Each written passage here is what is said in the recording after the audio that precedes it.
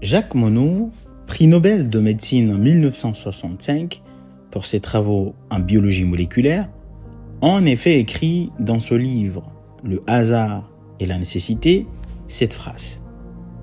Les protéines doivent être considérées comme les agents moléculaires essentiels des performances téléonomiques du vivant. Qu'est-ce que cela veut dire concrètement? Cette phrase, qui peut paraître complexe au premier abord, signifie que les protéines sont les éléments essentiels qui permettent aux êtres vivants de réaliser leurs fonctions biologiques. Et d'ailleurs, les protéines sont des molécules complexes qui sont fabriquées par les êtres vivants à partir d'acides aminés. Elles jouent un rôle essentiel dans de nombreux processus biologiques tels que la catalyse des réactions chimiques, le transport des molécules, la contraction musculaire ou encore la défense immunitaire.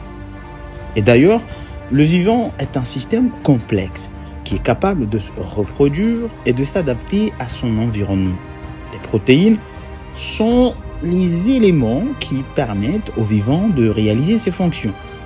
Elles sont en quelque sorte les outils qui permettent aux vivants de fonctionner. En résumé, cette citation de Jacques Monod souligne l'importance des protéines dans le fonctionnement du vivant. Et d'ailleurs, les protéines sont les éléments essentiels qui permettent aux êtres vivants de réaliser leurs fonctions biologiques et de s'adapter à leur environnement. Mais qu'en est-il des performances téléonomiques du vivant? Le concept de performance téléonomique du vivant est une idée centrale de l'œuvre de Jacques Monod. Pour faire simple, la téléonomie, c'est l'idée que les êtres vivants ont un but, un projet qu'ils réalisent à travers leur structure et leurs actions. Et les protéines, dans tout ça, ce sont elles qui permettent aux êtres vivants de réaliser ce projet. Elles sont en quelque sorte les outils moléculaires qui permettent aux vivants de fonctionner et de se reproduire. Jacques Monod, dans son livre, explique que cette téléonomie est le résultat d'un processus complexe et fascinant, où le hasard et la nécessité sont intimement liés.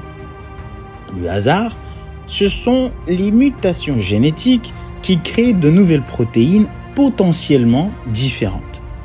Et la nécessité, c'est la sélection naturelle qui fait que seules les protéines les plus aptes à remplir leurs fonctions sont conservées au cours de l'évolution. C'est un peu comme un bricoleur qui essayerait différentes combinaisons d'outils pour atteindre un but. Donc, les outils sont les protéines et le but, la téléonomie.